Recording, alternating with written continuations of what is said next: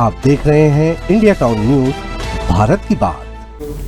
नमस्कार, जय जोहार। आप सभी का स्वागत है इंडिया टाउन न्यूज में और मैं हूं आपके साथ सिमरन कौर। इस खास बुलेटिन में हम आपको रूबरू कराएंगे राजनांदगांव जिले की हर छोटी बड़ी खबरों के साथ। तो चलिए शुरू करने से पहले एक नजर डालते हैं आज की हेडलाइंस पर। नशे में बाइक सवारों की ठोकर से वनकर्मी हुआ घायल। वनकर्मी को सीने में आई गहरी चोट। हरिओम नगर के पास हुआ हादसा। ऋषिगंज मंडी में मतगणना को लेकर प्रशासन की पूरी तैयारी। सुरक्षा व्यवस्था के लिए किए गए हैं पुख्ता इंतजाम।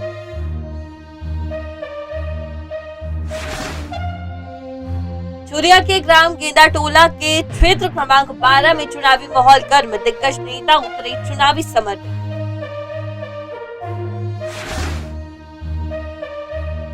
किसानों का विरोध, कलेक्टर को सौंपा ज्ञापन। पहले भुगतान फिर मतदान का दावा। प्रशासन से जल्द भुगतान की मांग की।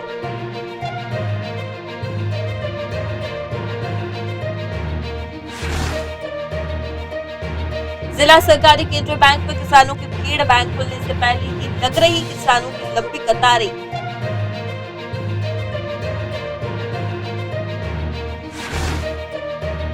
नगरीय निकाय चुनाव का परिदृश्य कल होगा साफ। चुरिया नगर पंचायत अध्यक्ष के लिए 4 प्रत्याशी है मैदान में।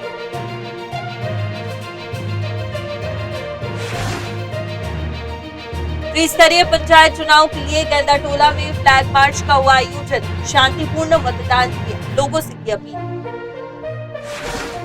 चुरिया से शुरू करेंगे, जहां त्रिस्तरीय पंचायत चुनाव के तहत शांतिपूर्ण और निष्पक्ष मतदान सुनिश्चित करने के लिए चुरिया ब्लॉक के ग्राम गेंदा टोला में फ्लैग मार्च का आयोजन किया गया। इस फ्लैग मार्च का उद्देश्य आगामी चुनाव में सुरक्षा व्यवस्था को मजबूत करना और शांति व्यवस्था बनाए रखना था। वहीं मार्च पुलिस अधीक्षक राजनांदगांव के निर्देशन में निकाला गया, जिसमें अतिरिक्त पुलिस अधीक्षक ने मार्गदर्शन किया। इस मौके पर पुलिस और प्रशासन ने क्षेत्रवासियों से अपील की कि वे शांतिपूर्ण तरीके से मतदान प्रकार के असामाजिक तत्वों की गतिविधियों से बचें। तो वहीं चुरिया नगर पंचायत चुनाव में सभी की नजरें परिणामों पर टिकी हुई है, जहां नगर पंचायत अध्यक्ष के लिए इस बार 4 प्रत्याशी चुनावी मैदान में हैं और चारों प्रत्याशी जीत का दावा कर रहे हैं। हालांकि असली सवाल ये है कि नगर पंचायत अध्यक्ष की ताजपोशी किसके सिर पर होगी। जनपद पंचायत चुरिया के सामुदायिक भवन में सभी तैयारियां पूरी कर ली गई है। मतगणना की प्रक्रिया सुबह 8 बजे से शुरू हो जाएगी, जहां 15 वार्ड की गणना की जाएगी। इस प्रक्रिया के लिए पूरी व्यवस्था की गई है ताकि मतगणना शांतिपूर्ण और व्यवस्थित तरीके से संपन्न हो सके। तो वहीं चुरिया में स्थित जिला सहकारी केंद्रीय बैंक में इन दिनों किसानों की भीड़ देखी जा रही है। किसान सुबह बैंक खुलने से पहले ही बैंक के पास लाइन में खड़े हो जाते हैं। दरअसल राज्य सरकार द्वारा किसानों के धान अंतर राशि उनके बैंक खातों में डालने के बाद से किसानों का आना जाना बढ़ चुका है, जहां किसानों को अपनी राशि आहरण करने के लिए घंटों तक इंतजार करना पड़ रहा है। किसानों के चेहरे पर जहां एक ओर धान के अंतर राशि के आने से खुशी दिखाई दे रही है, तो वहीं दूसरी ओर घंटों लाइन में खड़े होने से उन्हें काफी परेशानी का सामना भी करना पड़ रहा है। तो वहीं राजनांदगांव में प्रदेश किसान संघ ने आज कलेक्टर को ज्ञापन सौंपा और विरोध जताया है। किसानों का कहना है कि 72 घंटे के भीतर सरकार द्वारा किए गए भुगतान अभी तक नहीं हो पाए हैं, जबकि अधिकारियों ने इस बात का आश्वासन दिया था। किसानों का यह भी कहना है कि जब तक धान खरीदी के बकाया राशि का भुगतान नहीं किया जाता है, तब तक वे आगामी मतदान में भाग नहीं लेने वाले हैं। किसानों ने इस मुद्दे को लेकर जमकर नारेबाजी की और प्रशासन से जल्द ही भुगतान की मांग की है। किसानों का यह भी कहना है कि जब तक उनकी मांगें पूरी नहीं होती, वे चुनावी प्रक्रिया में भाग नहीं लेंगे। जी देखिए, 31 जनवरी को समर्थन मूल्य में धान खरीदी संपन्न हो चुकी है और 20 तारीख से 31 जनवरी के बीच जो धान खरीदी हुई है उसका भुगतान अभी तक किसानों को नहीं किया गया है। तो इसलिए हमारा कहना है कि पहले भुगतान फिर मतदान।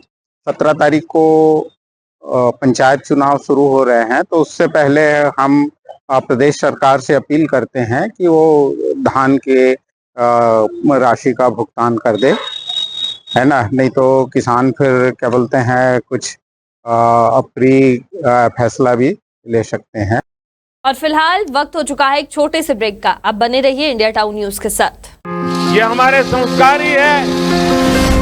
भारत को भी मां के रूप में देखते हैं, खुद को मां भारती की संतान मानते हैं। महिला सशक्तिकरण और महिलाओं पर होने वाले अपराधों पर लगाम लगाने शासन प्रशासन के साथ ही इंडिया टाउन न्यूज की मुहिम अगर किसी भी महिला और लड़कियों के साथ किसी भी तरह के अपराध, ब्लैकमेलिंग, धमकी, दबाव बनाने की कोशिश, अनैतिक कार्य करने की मंशा या छेड़छाड़ आदि होती है या अपराध होने की सूचना मिलती है तो आप सभी बिना खौफ के अभिव्यक्ति ऐप पर अपनी शिकायत करें। तो वहीं छुरिया ब्लॉक के ग्राम गेंदा टोला में जिला पंचायत क्षेत्र क्रमांक 12 में चुनावी माहौल काफी गर्म है। ये क्षेत्र इस बार सबसे हॉट सीट के रूप में सामने आ रहा है, जहां दिग्गज नेता चुनावी समर में उतर चुके हैं और सभी प्रत्याशी अपनी पूरी ताकत झोंकते हुए चुनाव प्रचार में जुटे हुए हैं। आपको बता दें कि जनपद अध्यक्ष किरण वैष्णव, राजकुमारी सिन्हा, जिला कांग्रेस कमेटी महामंत्री चुमन साहू और हिरेंद्र साहू जैसे दिग्गज नेता इस क्षेत्र में चुनावी मैदान में हैं, जिससे मुकाबला और भी रोचक हो गया है। वहीं सभी प्रत्याशी जनसंपर्क और नुक्कड़ सभाओं के माध्यम से जनता के बीच अपनी उपस्थिति दर्ज करवा रहे हैं। तो वहीं डोंगरगांव नगर के आउटर स्थित हरिओम नगर के पास एक बाइक एक्सीडेंट में वनकर्मी घायल हो गया है। ठोकर लगने से वनकर्मी निर्माणाधीन नाले में गिर गया, जिससे उससे सीने, कमर और पैरों में गहरी चोट आई है। तो वहीं प्रत्यक्षदर्शियों के अनुसार अंबागढ़ चौकी क्षेत्र के 2 युवक बाइक पर सवार होकर डोंगरगांव की ओर आ रहे थे। इसी दौरान उन्होंने कार्यशाला से लौट रहे वनकर्मी को टक्कर मार दी। दोनों युवकों ने स्वीकार किया है कि वे शराब के नशे में थे। घायल वनकर्मी की स्थिति गंभीर होने के कारण उन्हें जिला अस्पताल रेफर किया गया है। कल होने वाली मतगणना को लेकर कृषिगंज मंडी में प्रशासन द्वारा पूरी तैयारी जो है वो कर ली गई है। मंडी में चारों ओर बैरिकेड्स लगा दिए गए हैं और विभिन्न प्रवेश द्वारों का निर्माण भी किया जा रहा है, ताकि सभी अधिकारियों, कर्मचारियों और मीडिया कर्मियों के लिए अलग अलग रास्ते सुनिश्चित किए जा सकें। आपको बता दें कि अधिकारियों ने बताया है कि गणना केंद्र में किसी भी प्रकार की अनहोनी से बचने के लिए पुलिस ने पर्याप्त व्यवस्था की है।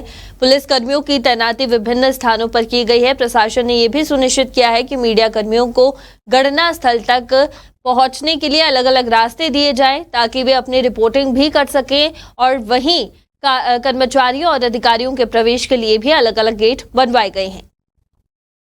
महापौर और पार्षद पद के लिए मतगणना 15 तारीख को मंडी स्थित नवनिर्मित गोदाम में मतगणना हॉल बनाई गई, वहां पर होगी। प्रत्येक वार्ड के लिए एक टेबल लगाई गई है और प्रत्येक वार्ड के लिए लगाई गई टेबल में महापौर के पदों की भी गणना होगी। गणना कंट्रोल यूनिट में जो परिणाम प्राप्त होंगे उसके आधार पर होगी।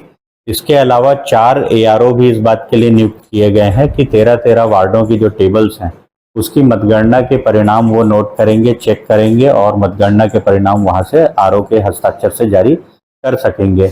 ये पूरी व्यवस्था है। इसके अलावा रिटर्निंग ऑफिसर खुद वहां बैठेंगे और सभी कैंडिडेट को हमने प्रत्येक टेबल पर एक गणन अभिकर्ता नियुक्त करने के लिए पहले ही बैठक करके उनको बता दिया था। महापौर के प्रत्याशी प्रत्येक 51 टेबल पे एक अपने गणन अभिकर्ता नियुक्त कर सकते हैं। और फिलहाल आज की इस खास बुलेटिन में इतना ही। आप देखते रहिए इंडिया टाउन न्यूज। नमस्कार। आप देख रहे हैं इंडिया टाउन न्यूज, भारत की बात।